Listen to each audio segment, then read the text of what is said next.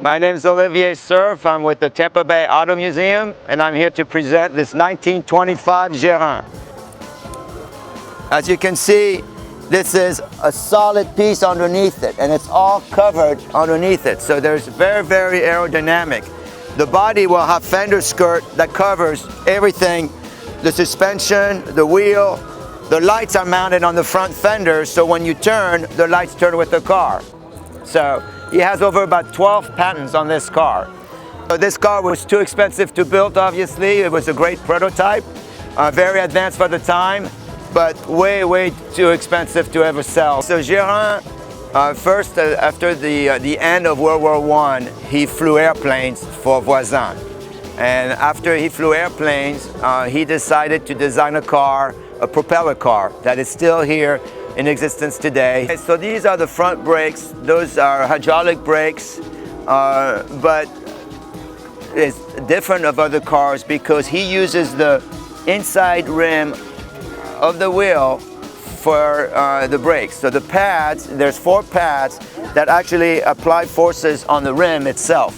So very strong, very powerful, and very clever idea. This here you see is the suspension, the hydraulic suspension that swings here up and down. So it's the same on the front and the back with more spring inside in the back than in the front. So here we're seeing the transmission, and as you can see, the gearing is coming up straight into the wheel where you have a big gear that drives both wheels. So that is what drives the transmission. Now this is a fixed point, so the wheel rotates around this axis when it bounces up and down. So you have a little bit change of speed, but very, very little. But this is really the only car I know of that has this type of transmission. Jeran, unfortunately, died poor. Unfortunately, he never made it. He had a great invention, good intention, but obviously his inventions were too expensive. But a lot of what he did went into the common world, like this suspension was used with the 2 CVs later on, the same type of suspension we used on the 2 CV back then, and other things obviously with his patent.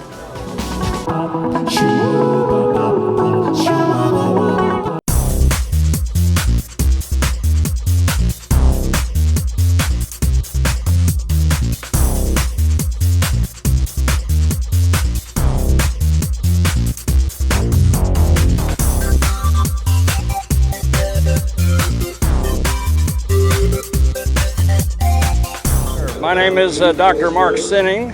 This is a 1965 Rolls-Royce Silver Cloud 3 with a Mulliner Park Ward coach body, one of 18 left-hand drives ever made.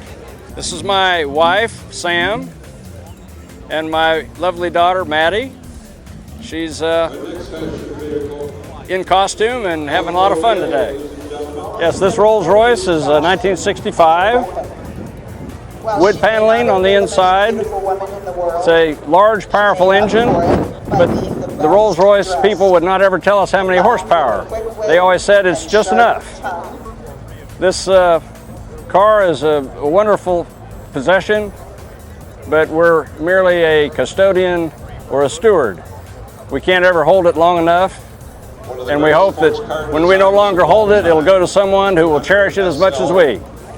Thank you.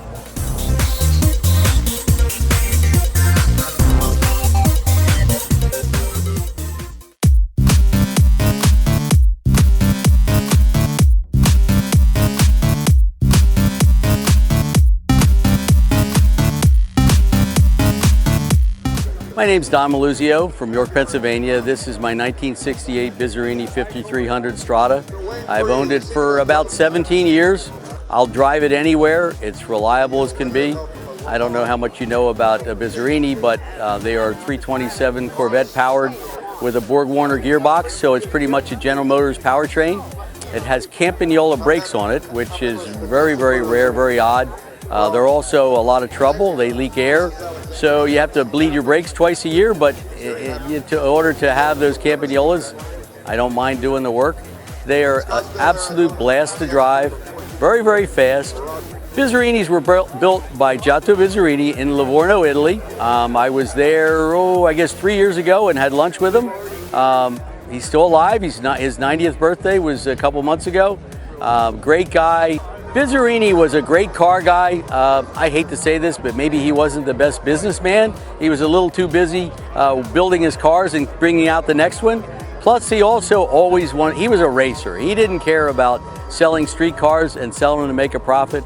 All he wanted to do day and night was race. He first worked for Alfa Romeo, then he went to Ferrari. He worked for Ferrari as a race engineer, test engineer, realized that he was never going to be a factory driver for Ferrari, so he became a test driver, and like I said, just absolutely loved to race.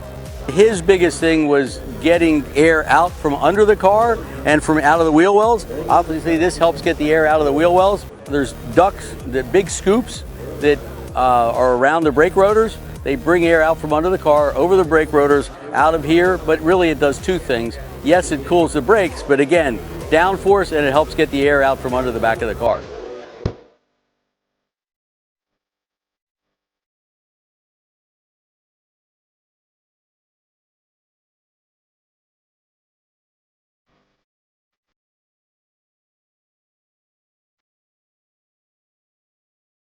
My name is Richard Gray, and I'm here representing the car for Don Gant. This is a 1950 Jaguar Mark V. It was made in 1950. There were about 932 of these made. We're not sure how many actually exist right now, but the register is quite extensive. This car was originally in India. It was found in very poor shape in India. It was brought to the UK and restored. Standard on these drop heads, as well as the saloon version of this car, we had the factory provided toolkit. These tools were provided to give you everything you needed to drive the car on the road, hopefully never having to use these tools. This particular one has all of the original tools by the manufacturers of the day, and has, as I said, everything that fits in this tool case. The classic car is classic for a lot of reasons, most of which are emotional, as you get when you walk up and see the car for the first time.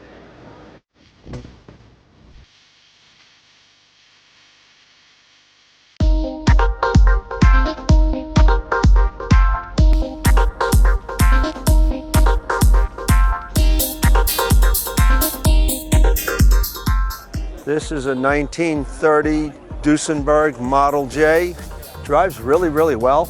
Has a lot of power. It's 260 horsepower. It's capable of doing 100 miles an hour. She's very comfortable driving at 55, 60 miles an hour. It'll keep up with traffic on the highway. No problem. It's very easy to drive. Not so easy to park. Doesn't have power steering, so when you're parking, especially in a tight spot, it requires a lot of muscle. So this is a town car. This would have been chauffeur driven. It has a telephone, so to speak, right here, where passenger would be able to communicate with the driver and let them know where they want to go, or if they want to stop, go somewhere. It's pretty luxurious inside. It has 2 jump seats, and sitting in the back seats like sitting in your living room on your couch. And of course you have ashtrays on either side and a little box for your matches. Back in the day when people used to smoke. Not so much anymore.